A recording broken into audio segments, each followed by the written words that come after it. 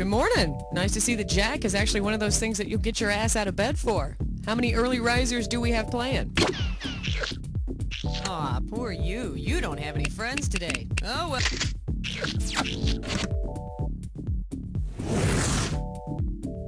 Alright, first things first. Pick which episode you want to play. Or just F for your favorite episodes.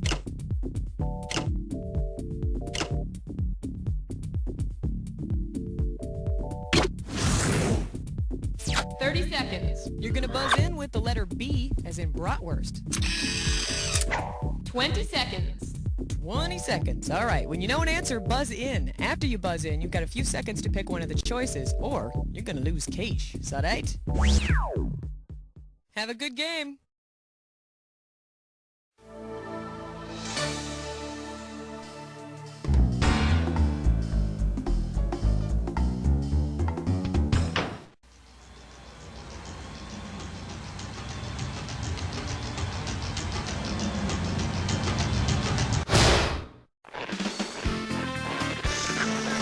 It's time for the show where high culture and pop culture collide. Ah, yes, hello, and welcome to our Facts to Shake a Stick At episode. Hey, listen, if you don't have a stick with you, you're not going to win. Simple as that.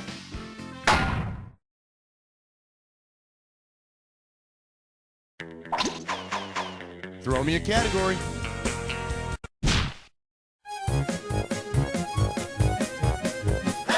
And our special guest tonight, I'm not a mama's boy. I'm my mama's man. $3,000 for this one. All right, do you recall in that movie Back to the Future when Marty McFly went back to 1955 and had to fend off his sexually aggressive young teenage mom? Hey, who hasn't, right? If Marty McFly and his mom had gotten married and had kids, which of the following would not be true? He'd be his daughter's uncle, he'd be his mother's husband, he'd be his son's half-brother, or he'd be his own stepdad. If Marty married his mom, he would not end up being his daughter's mom's brother. See? Man, I can't even imagine marrying my mother. Hey, Schmitty, I brought you a snack. All I can say is you better be talking about peanut butter, woman. Give me a category. Question alert. Question alert.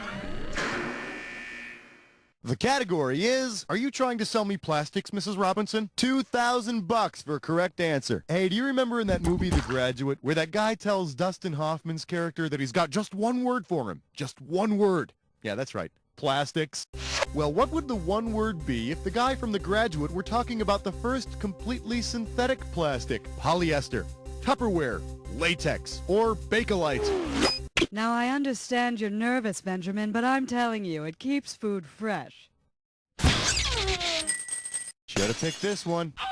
Invented in 1908, Bakelite was the first completely synthetic form of plastic, and Dustin Hoffman's performance in The Graduate was the second completely synthetic form of plastic. All right, pick a category.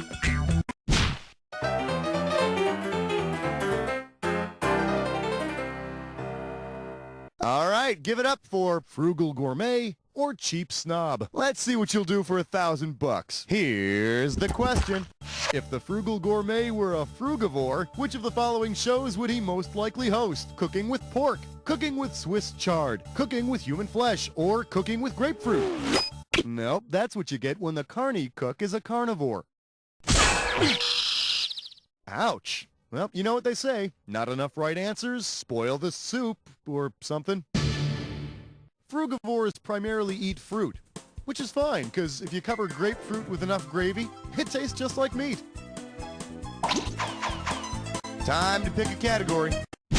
Hey, not bad. You chose a when did happen.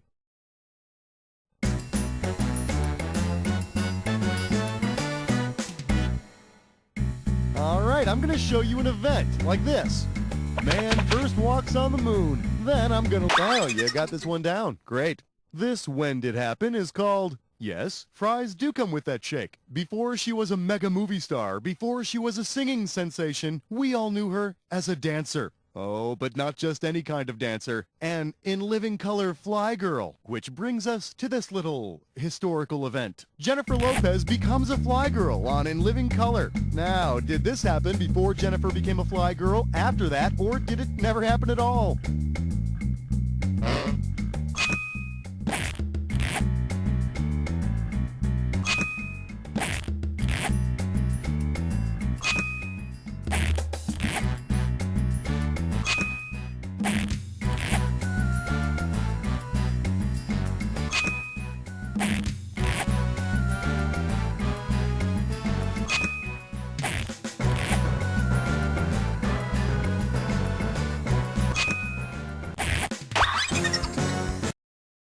That's it. Let's see what we've done. See, almost perfect. Too bad that's not good enough, huh? Let's see what this does for you.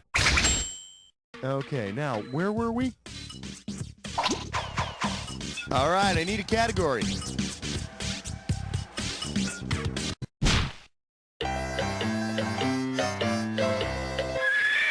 Open wide and get ready for Dr. Quinn, HMO woman. You get this one, you pocket $2,000. See what you can do with this one. Considering Dr. Quinn Medicine Woman is set around 1865, which of the following medical procedures would Dr. Quinn not be able to do? Administer anesthesia, give a blood transfusion, prescribe aspirin, or perform rhinoplasty? Nope, doctors performed the first nose job quite a while ago. It seems people were willing to pay big bucks to keep their syphilitic noses from caving into their faces. So you don't lose any sleep over it. Aspirin didn't come around until like about 100 years ago. Before that, doctors used to prescribe an extract of willow bark. Say, Doc, can you help me with this here headache? Chew on 2 willow branches and call me in the morning. Category, please.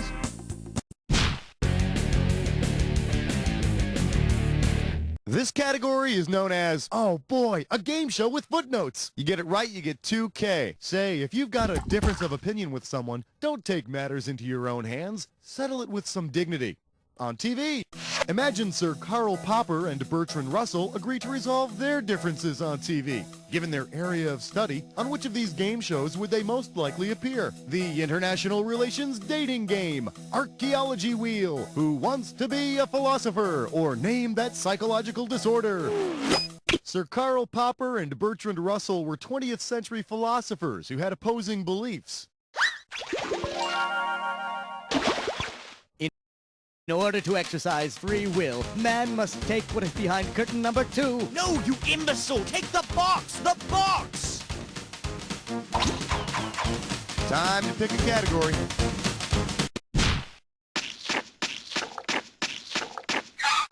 Well, what do we have here? Run! Leonard Maltin's about to implode! I got $2,000, says you don't know this one. So have you heard about this Keanu Reeves Film Festival playing at the local artsy theater? Boy, oh boy, that's going to be a madhouse of stuffy film critics, huh? But what I'm really wondering is this. If a mass of critics gets together to view the Keanu Reeves movie whose title involves critical mass, what will they be anxiously waiting to see? Chain Reaction, The Matrix, Johnny Mnemonic, or Speed? Critical mass is the minimum amount of material needed for a nuclear chain reaction. Kind of like the screenplay for Chain Reaction was the minimal amount of material needed for a plot. Throw me a category.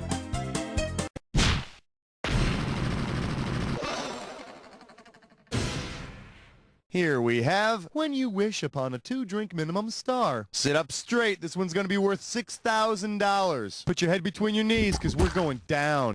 Suppose you're watching a Vegas review called The Star Chamber. Given what occurred in the historical Star Chamber, what will you most likely see on stage? Wayne Newton getting grilled by lawyers, Tom Jones performing poetry, Siegfried and Roy discovering a new comet, or Barbara Streisand having open heart surgery. Damn, key must have slipped. The correct answer is... The Star Chamber was a court used by English kings when they wanted to convict people without going to all that trouble of making sure they were guilty. Mr. Newton, the court hereby finds you guilty of excessive use of sequence and prohibits you from performing Dunkershane for the next 25 years. Give me a category. Yeah, chest strut fits dime whore. It's time for a Hit or Wish Press Run. Grab hold of this gibberish category. The First Lady of Rough Play. 10,000 bucks right off the bat for this one. Now here's the deal. The more time you take, the less cash you get. Okay, now listen up and tell me, what old saying does this phrase rhyme with? Lift me, Bill. Unbench. Then plant me bong. Oh, and any punctuation you see, just ignore it.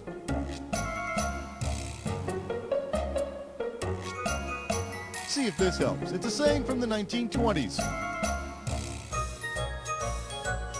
It's a saying from the 20s about the tastes of 50 million guys. Hey, have you ever tasted 50 million guys?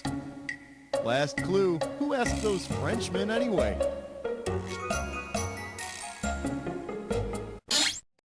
Hey, don't ask me who decided that the Frenchies know what's cool and hip. But, as the saying goes, lift me, Bill, and bench then, plant me bong. Okay, so maybe 50 million Frenchmen can't be wrong, but looks like you've got the hang of it. Category, please.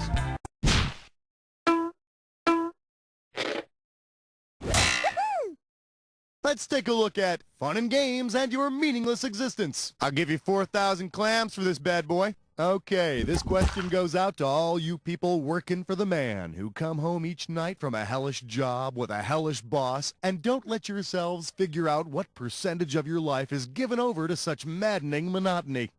So tell me, monkey, which of these sentences contains a misspelling? I am apparently just a slave to the man. I am nothing but a bureaucratic lackey. I am a bottom feeder and a hierarchical hell. Or, I am not an animal, but my boss is.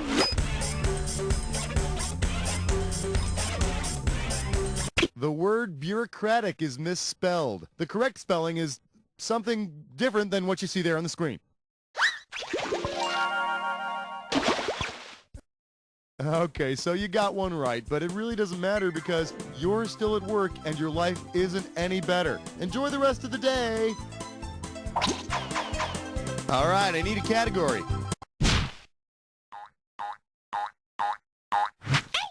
Let's see what we got going. If it ain't in the English, it ain't worth the watching. If you know this one, you're getting 4,000 bucks. All right, you lovers of the fine television. See if you can complete the following analogy. Au revoir is to adieu, as sitcom is to soap opera. BBC is to Télévision Française. Season finale is to series finale. Au revoir means until we meet again. Like, we'll see you again in the fall. Adieu is goodbye forever. As in, you're canceled. Of course, there are those who say adieu actually means your show will do great on the USA Network. All right, pick a category. Today's specialties include, if you can't stand the heat, stop watching Cinemax. 4,000 big ones for a right answer here. All right, time to shake it up a bit. Why don't you listen to this preview for a steamy Cinemax flick? He's a man of double-acting pleasure. All he needs is a little moisture and heat, and it's better up, and up, and up. 11th production. Wow, what is this movie most likely titled? The Secret of Baking Soda, The Ecstasy of Mold, The Seduction of Baking Powder, or The Yeast Affection? You got it! No, you don't. I'm just messing with you. Why didn't you pick this one? Baking powder is called double acting because it takes advantage of both heat and moisture to make batter rise. However, it's not an aphrodisiac. Unless you think gas is sexy. Throw me a category.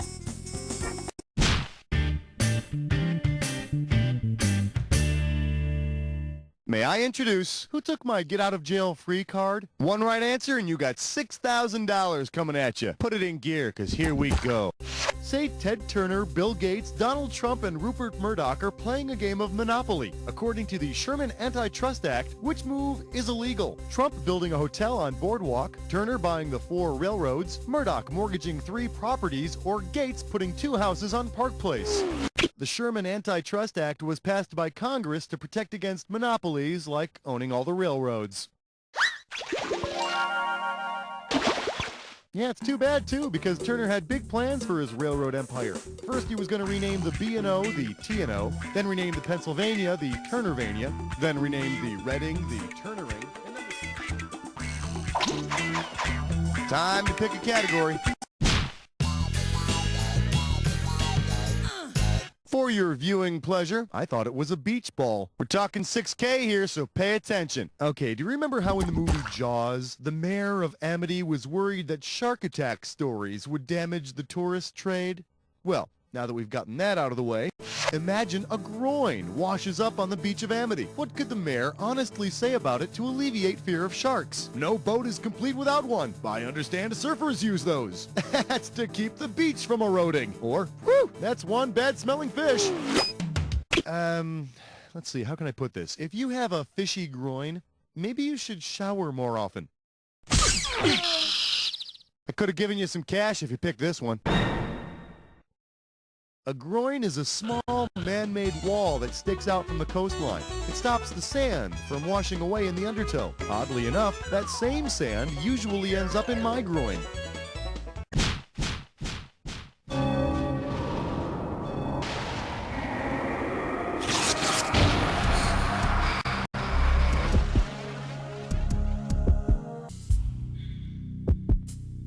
Welcome to the Jack Attack. When you see... All right then, let's fast forward and get right to the good part.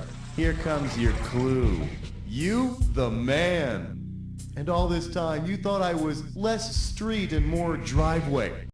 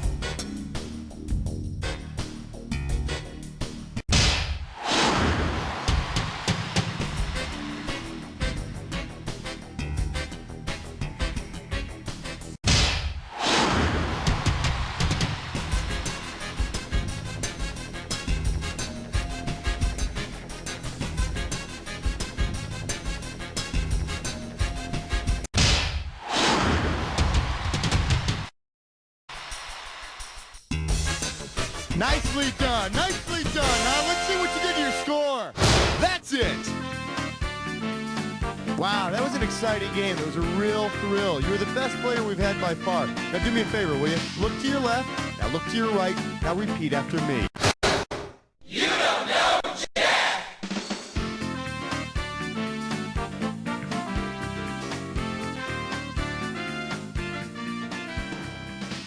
Hey, kids, have you heard? It's cool to be a nerd. And now there's a cereal for you and all your dorky Excellent. You're on the high friends. scoreboard. The cereal What do you want now? A medal? Screw No, the how about a famous sports challenge? celebrities. Let's We've play got again. millionaire See if you sissy don't just boys crash and and burn next vitamin time. fortified for If you particularly enjoyed this episode, hit F and make it a favorite. Alrighty. One mushy spoonful of milk toast